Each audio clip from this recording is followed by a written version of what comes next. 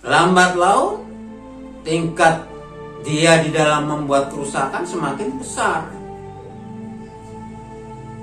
Apalagi semakin kuat, semakin berharta, berpengalaman, berilmu. Yang tadinya setan menjadi hantu karena karakter buruknya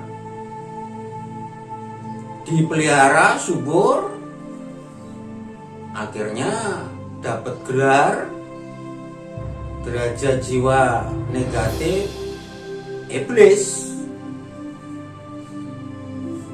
Jadi kalau perilaku manusia itu sudah keterlaluan, banyak orang menyebut bukan setan lagi, iblis. Kalau itu tumbuh terus, karakter itu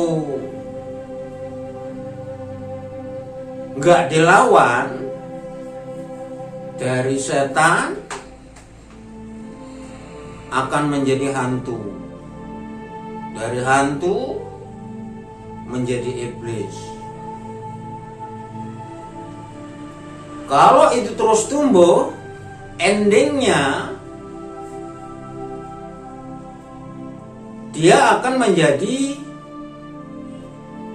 manusia-manusia yang punya gelar derajat jiwa negatif, disebut Dajjal, dalamnya ajal.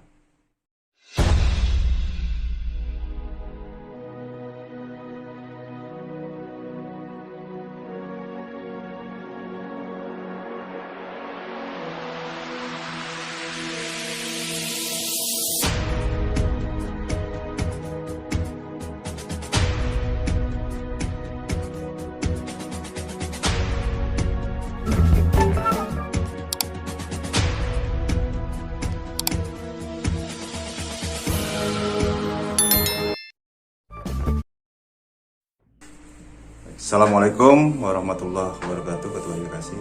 Waalaikumsalam warahmatullahi wabarakatuh. Baik, kita lanjutkan kembali.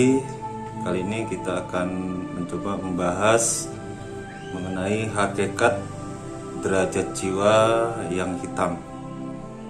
Itu derajat jiwa yang kiri ataupun yang memang jiwanya itu jelek.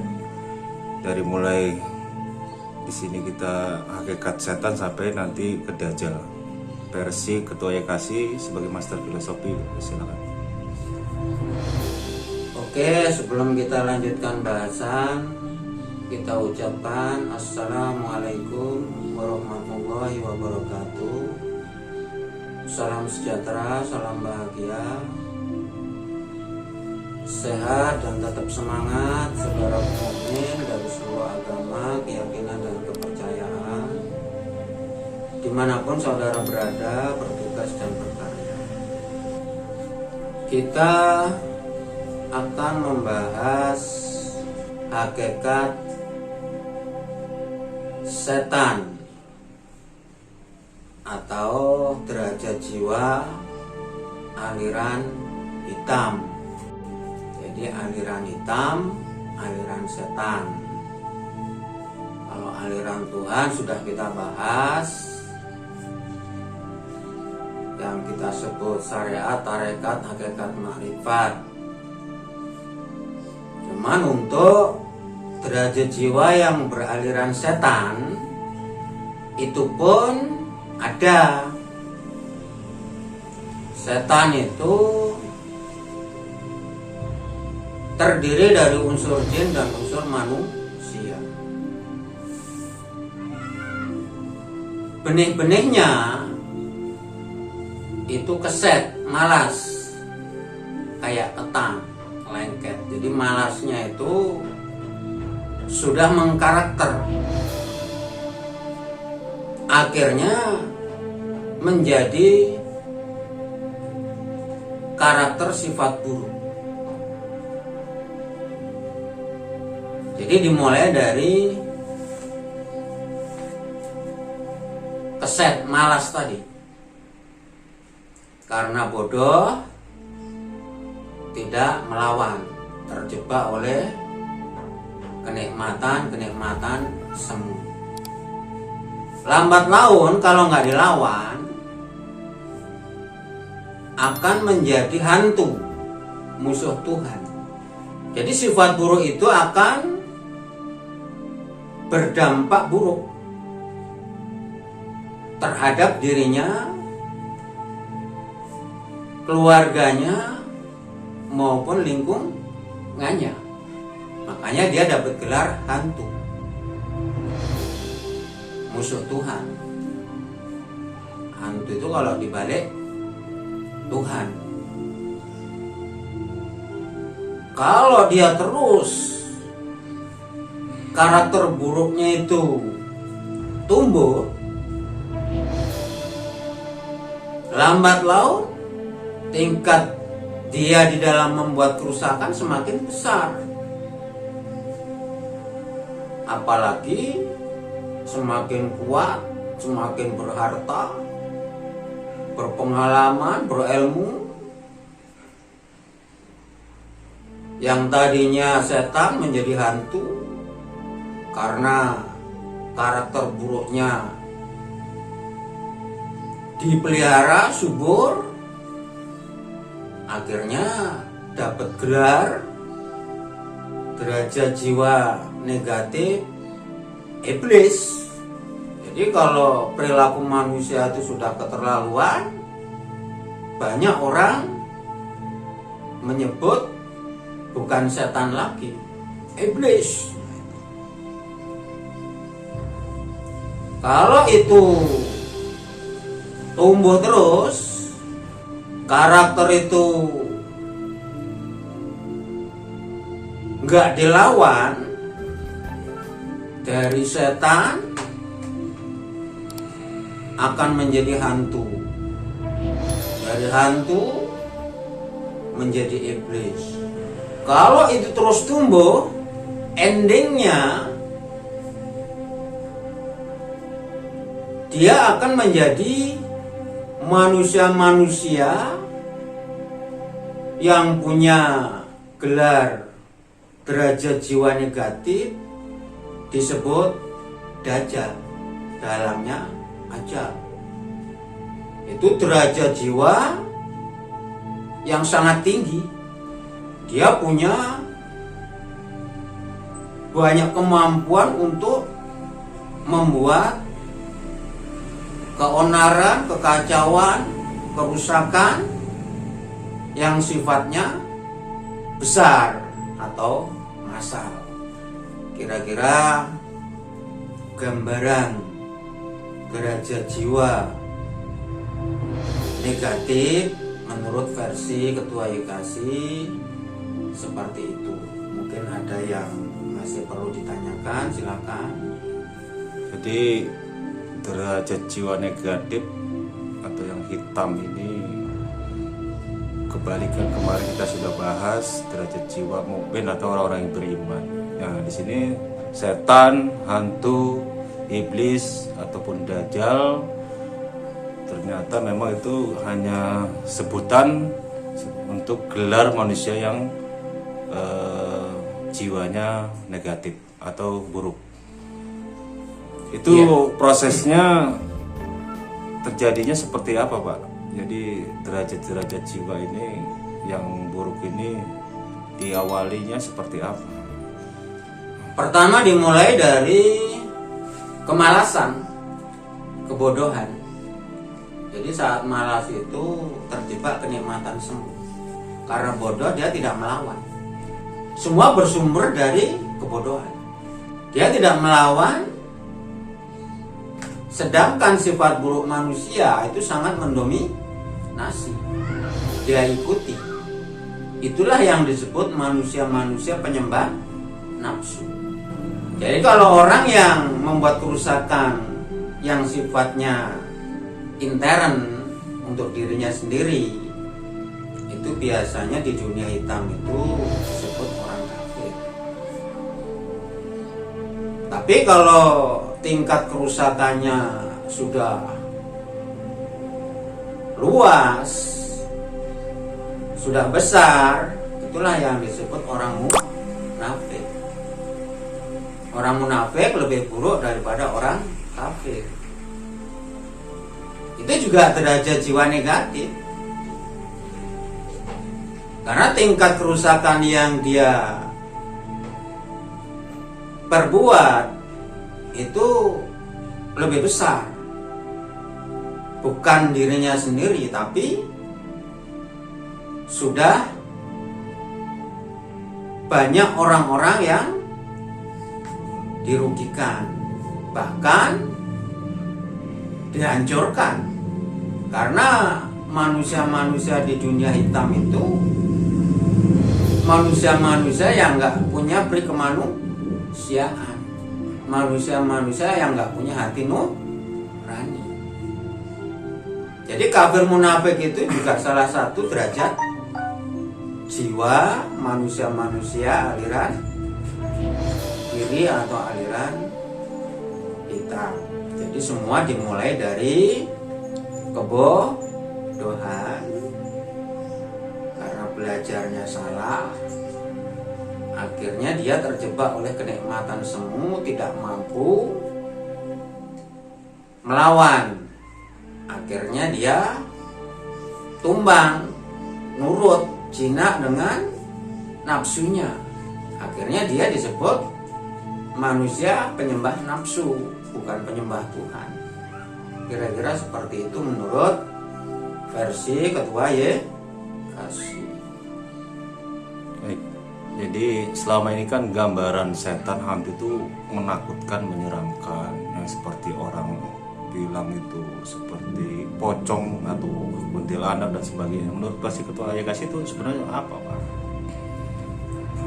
Itu sebenarnya bisa juga disebut setan, tapi leluhurnya setan-setan yang masih hidup, ya leluhurnya ya sebangsa manusia-manusia yang gentayangan, itu leluhurnya. Nah, dia nanti akan bersekutu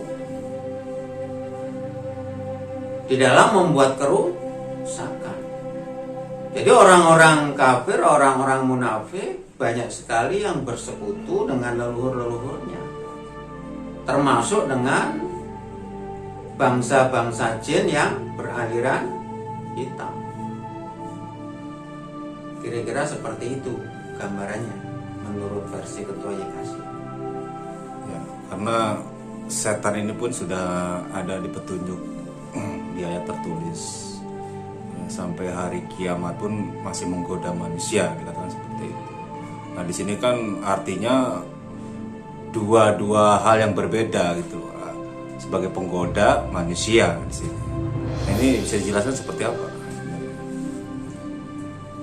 Ya memang dia tidak akan pernah berhenti. Dia memang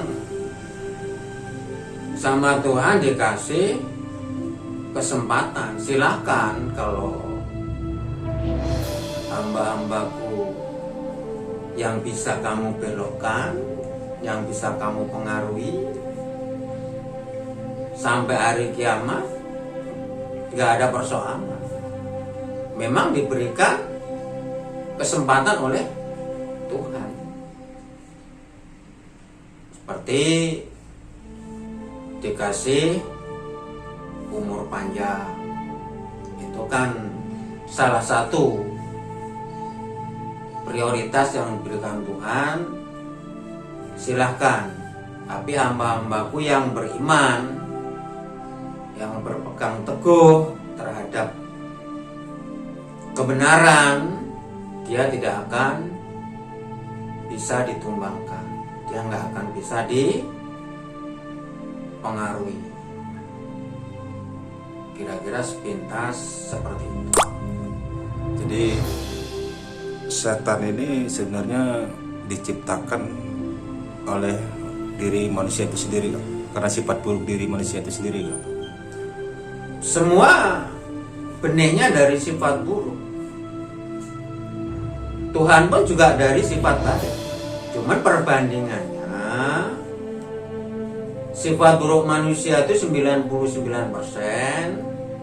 sifat baik itu cuma 1%. Bahan manusia itu tanah liat, kering dan hitam, jadi sangat buruk sekali.